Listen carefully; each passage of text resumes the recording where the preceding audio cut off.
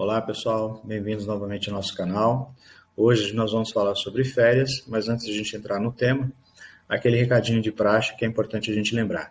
Curta, né, os nossos canais, as nossas redes, não apenas assista o vídeo, mas além de assistir, se cadastre, se inscreva aí no YouTube, dê o seu like, dê a sua curtida, dê a sua opinião sobre o vídeo, faça uma participação, porque isso faz com que o vídeo seja disponibilizado para mais pessoas e que ele tenha alcance maior. Então, conto aí com o auxílio de vocês para poder divulgar um pouquinho mais, tanto no Instagram, no Facebook e até no YouTube. Bom, o tema que a gente está falando hoje é férias. Como eu disse, é um tema muito importante. Eu brinco muito quando a gente fala sobre isso, que são duas questões que normalmente a gente pergunta quando você se entra numa empresa num primeiro momento, né? A primeira regra é perguntar quando que você vai receber seu salário, e a segunda é quando você vai sair de férias. Como eu disse a vocês no início, ele é tão importante que ele tem a sua previsão na própria Constituição, né? Ou seja, lá no artigo 7º da Constituição é uma garantia constitucional, e ele fala que, na verdade, a férias é um tempo que o empregado precisa para se recompor efetivamente, né, do período laborativo, né, desses 12 meses consecutivos aí que ele trabalhou. Esses 12 meses, ele tem, dentro da doutrina trabalhista, o chamado período aquisitivo, né, e esse período aquisitivo ele é caracterizado desde o momento em que o empregado é admitido na empresa, ou seja, criando como um exemplo aqui, né, que ele tenha sido admitido na empresa no dia 1º de janeiro, por exemplo, de um determinado ano. É ali que tem a contagem do seu período aquisitivo, ou seja, no dia 1º de janeiro, mais uma vez, é só um exemplo, dia 1º de janeiro, e esse período aquisitivo ele se encerra, então, no dia 31 de dezembro do respectivo ano. Então, nós estamos aí em 2021, dia 1º de janeiro até dia 31 de dezembro é o período aquisitivo. Uma vez concluído esse período aquisitivo, tem início o chamado período concessivo, né, que ele vai iniciar no dia 1º de janeiro de 2022, perfeito? Nesse caso. Ou seja, automaticamente nasce para o empregador a obrigatoriedade em conceder férias ao empregado nesse período de 12 meses subsequentes ao que efetivamente ele trabalhou. Então, mais uma vez, período aquisitivo é o período de 12 meses para o qual o empregado iniciou o teu período laborativo, e período concessivo é aquele que, uma vez completado o período aquisitivo, o empregador tem os 12 meses seguintes para conceder férias ao empregado. Um item importante que normalmente as pessoas não consideram a sua relevância na questão das férias são os chamados descontos das férias, nas férias, das chamadas faltas injustificadas. O que são faltas injustificadas? São aquelas faltas que o empregado não comparece à empresa e ele não apresenta uma justificativa legal, né? Entenda-se por justificativa legal um atestado médico lícito, uma declaração que ele foi fazer doação de sangue, um atestado de que de repente ele compareceu para fazer acompanhamento nas eleições, para ser mesário, para ser presidente de mesa, para servir como testemunha. Então, na própria CLT existe algumas determinações nas quais permite que o empregado ele possa, sim, faltar, possa, sim, se ausentar do teu ambiente de trabalho, e nessa ausência ela tem plena justificativa. Nesse caso aqui, das férias, do desconto de férias, a gente está falando de férias, de faltas que não possui justificativa legal, né? Ou seja, o empregado falta porque simplesmente ele não quer comparecer na empresa. Importante mencionar que isso não são dias de falta seguidos, corridos, né? Pode ser alternados efetivamente, ou seja, não precisa faltar 5 dias, 10 dias seguidos. Ele pode ter um período, mais uma vez, de falta dentro dessas determinações, dentro do período aquisitivo, né? Ou seja, uma vez encerrado o período aquisitivo, ele também zera a contagem dessas faltas. Ou seja, como eu disse no exemplo aqui há pouco, se por acaso ele foi admitido no dia 1º de janeiro e foi admitido no dia 1º de janeiro de um determinado ano e vai até o dia 31 de dezembro daquele ano, vai se apurar ao final desse período se houve alguma falta nesse período, nesse interim, nesse período aquisitivo. Como eu disse a vocês, se nesse período ocorreram apenas 5 faltas, ele tem direito ao gozo de férias normais de 30 dias. Se por acaso ele faltar injustificadamente entre 6 e 14, ele passa a ter não mais 30 dias de férias, mas 24. Se houver entre 15 e 23, não mais 24 passa a ser 18, e se for acima de 24 e até 32 faltas, mais uma vez, elas não precisam ser caracterizadas de uma forma seguintes, né? Ou seja, corridas, podem ser alternadas, ele passa a ter direito a 12 dias de férias. E se houver mais do que 32 dias de faltas, ou seja, acima de 33, ele não tem direito às férias, perfeito? Um detalhe importante com relação a isso, ou com relação às férias, também é uma opinião errada que as pessoas acabam tendo sobre o assunto, é que com relação às férias, ela é uma prerrogativa do empregador. É o empregador que define quando a gente vai sair de férias, né? Não somos nós, empregados, que vamos decidir, perfeito? O artigo 134 da CLT, ele faz menção a isso muito claramente, né? Então, fazendo uma leitura rápida, uma vez que isso não é o foco da nossa discussão, mas temos que citar alguns artigos até para dar um embasamento naquilo que a gente está argumentando. Então, vamos lá. As férias são concedidas por ato do empregador em um só período, nos 12 meses subsequentes à data em que o empregado tiver adquirido o seu direito. Ou seja, num primeiro momento, o que a gente acaba compreendendo aqui é que o empregado, mais uma vez completado o seu período aquisitivo, ele passa a ter direito às férias. O detalhe, como eu disse a vocês, é que a gente acaba por conveniência, acreditando que a escolha do mês que a gente sai de férias é uma prerrogativa efetivamente do empregado, e não é do empregador. É ele que decide efetivamente quando o empregado vai sair de férias, ou seja, de acordo com a tua conveniência. É lógico que a prática hoje determina que o empregado, perfeito? A prática determina que o empregado faça o empregado e o empregador, na verdade, eles entrem num acordo, num comum acordo, para escolher a melhor data que é conveniente para ambos, tanto para o empregado quanto para o empregador, perfeito? A reforma trabalhista, agora em 2017, ela trouxe uma inovação, né, alterando esse parágrafo 1º, determinando o seguinte: desde que haja concordância do empregado, as férias poderão ser usufruídas em até 3 períodos. O que significa isso? Que inicialmente as férias elas não podem, no primeiro momento, elas não poderiam ser partilhadas, né, ou seja, ela deveria ser paga efetivamente 30 dias. O artigo anterior, antes da reforma trabalhista, ele permitia que se parcelasse em 2 vezes, né? Agora, com a reforma trabalhista, se permite em 3, né, sendo ela, mais uma vez, de 14 dias e os demais períodos, efetivamente, de 5 dias. Ou seja, no mínimo 14 e os outros 2, no mínimo 5. Valendo lembrar que eu poderia, por exemplo, dar férias para o meu empregado e, por exemplo, dar férias para ele de 15 dias no começo do ano, por exemplo, em janeiro, dar mais 10 dias em julho, por exemplo, e depois mais 5 dias lá em dezembro. Então, você soma lá 15, mais 10, 25, mais 5, daria 30, então 30 dias. Então, mais uma vez, eu completaria o ciclo. Com relação ao pagamento, também é importante lembrar que, conforme você vai saindo de férias proporcionais, eu faço também o pagamento nesse modo. Se você saiu 15 dias, eu te pago 15 dias de férias e pago 15 dias de salário. Se você sai os 10 dias de férias, eu pago 10 dias de férias e depois pago 20 dias de salário. Se você sai 5 dias de férias, eu lhe pago 5 dias e também, mais uma vez, pago os restantes, ou seja, o restante, os 25 dias, em salário. Valendo lembrar que para o pagamento das férias, ela sempre vem acompanhado, né, de 1/3. A reforma trabalhista ela também trouxe essa inovação, ou seja, que é proibido o início das férias nos 2 dias que antecede o chamado DSR, ou seja, os finais de semana, sábado e domingo, ou RSR, que é repouso semanal remunerado. Então, tanto antes de feriado, ou 2 dias antes de feriado, ou 2 dias antes de sábado e domingo, não é permitido que você saia de férias, ou seja, tem que ser no prazo superior. Tranquilo?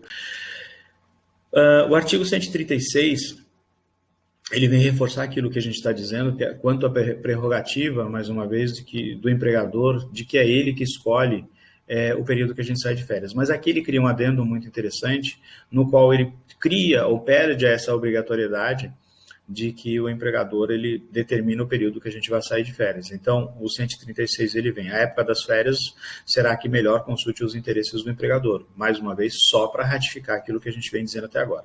E ele vem no parágrafo 1º dizendo o seguinte: os membros de uma mesma família que trabalharem no mesmo estabelecimento ou empresa terão o direito a gozar as férias no mesmo período, se assim o desejarem, e se disso não resultar prejuízo para a empresa. Aqui eu sempre faço uma brincadeira que a lei permite que você, por exemplo, se quiser trabalhar se você estiver trabalhando com teu marido, se você trabalhando com os pais, aquela coisa toda, e você tiver a intenção de, ao sair de férias, você quiser sair com teu marido, com teu companheiro, você obrigatoriamente pode exigir isso do empregador e o empregador deve conceder isso ao empregado, assim, é indiscutível. Perfeito? O importante é lembrar que isso é uma escolha do próprio funcionário. Mais uma vez, aquela brincadeira que eu sempre gosto de fazer em sala de aula. Se por acaso você já está casada, você já dorme com um rapaz, né, já dorme com o teu marido, já vai trabalhar com ele, já permanece o dia inteiro com ele, e quando vai tirar férias, você ainda, né, quer e precisa ir com ele, às vezes o cara fala, não, peraí, vamos dar um tempo aí, né, não estou querendo tanto, né, eu também quero uma férias de você. Então, brincadeiras à parte, às vezes é permitido, né, essa questão é importante a gente lembrar que ela é uma faculdade do empregado, é o empregado que vai escolher se ele quer ou não sair de férias com o teu familiar. Familiar, diga-se, mais uma vez, marido, pai, mãe e filho, né? Então, uma vez comprovada essa relação, o empregador, e desde que ambos possuam o direito, o período aquisitivo completado, eles são obrigados, né, eles, empregadores, a conceder férias a ambos ao mesmo período. Perfeito? Mais uma vez ressaltada a importância de que não pode causar prejuízo para a atividade. Você tem um departamento que eu tenho 3 ou 4 pessoas e eu vou tirar as duas, né, marido e mulher, no mesmo período, isso pode causar um prejuízo para a atividade. Então, neste caso, não seria permitido que eu concedesse férias, ou o empregador ele teria o respaldo para não conceder férias para o empregado nesse período, perfeito? Ou para ambos. Aqui o empregado estudante, menor de 18 anos, terá direito a fazer coincidir tuas férias escolares, perfeito? Ou tuas férias com as férias escolares. Então, assim, isso é uma questão muito importante, preocupado efetivamente com o menor que é estudante, permite que ele, ao tirar férias, ele goze as férias juntamente com o período de férias escolares, né? Então, para ele se torna até melhor, porque de repente se ele tem alguma intenção de viajar ou de fazer algum projeto, enfim, ele pode estar descansando da escola e também estar descansando do teu ambiente de trabalho. Se for uma pessoa maior, ainda que seja estudante, ele não possui esse benefício, não dá para ele exigir essa possibilidade de repente, sair de férias no mesmo período. Tudo bem? Aqui a melhor parte, efetivamente, da questão trabalhista, eu sempre digo melhor num primeiro momento e pior em outra, porque quando isso acontece, na verdade, demonstra que o empregador está praticando alguma irregularidade, né? Esta irregularidade, como eu sempre digo, as férias, elas sempre são consideradas uma das poucas penalidades que é imposta ao empregador que ela reverbera no primeiro momento para o próprio funcionário. Então, qualquer irregularidade que a gente constate no primeiro momento dentro da relação de trabalho que venha incidir nas próprias férias, automaticamente isso repercute para o próprio funcionário, tranquilo? Então, sempre que o empregador deixar de cumprir algum normativo, ele vai pagar as férias e vai pagar em dobro para o próprio funcionário. Então, vamos lá, artigo 137. Sempre que as férias forem concedidas após o prazo que trata o artigo 134, o empregador pagará em dobro a respectiva remuneração. Então, vejam vocês, como eu acabei de comentar, se, por exemplo, deixou de vencer o período concessivo, né, de 12 meses, ele completou 1 ano de empresa, período aquisitivo, o empregador ele tem 12 meses para conceder férias para o empregado. Se por acaso, em algum momento, o empregador ele não concede férias naquele momento, né, se o empregador não concede férias naquele momento, automaticamente ele vai ter que pagar em dobro, né? Ou seja, quando ele for conceder férias, ele vai pagar isso em dobro. O que é importante a gente ressaltar aqui nesse ponto é que quando se paga em dobro, não significa dizer que as férias do empregado, ele vai receber os 2 anos consecutivos, ou seja, o primeiro ano e o segundo ano que ele recebeu de férias. Negativo. Aquele primeiro ano no qual o empregador não concedeu férias para ele dentro do prazo legal, ele vai ter que pagar em dobro, perfeito? E volto a insistir. Ele continua com o direito de receber as férias seguintes, né, que também já estão próximas de vencer. Tudo bem? Vencido o mencionado prazo sem que o empregador tenha concedido as férias, o empregado poderá ajuizar uma reclamação trabalhista, né, e aí ele pede para o próprio juiz fixar o prazo, efetivamente, do período de gozo de férias, tranquilo? E aqui um item interessante, o terceiro, a cópia da decisão judicial transitada em julgado será remetida ao órgão, ao Ministério do Trabalho local, para quê? Para, mais uma vez, se apurar efetivamente essa irregularidade praticada pela empresa, o que é importante até para ela evitar, mais uma vez, a continuidade dessas práticas ilícitas.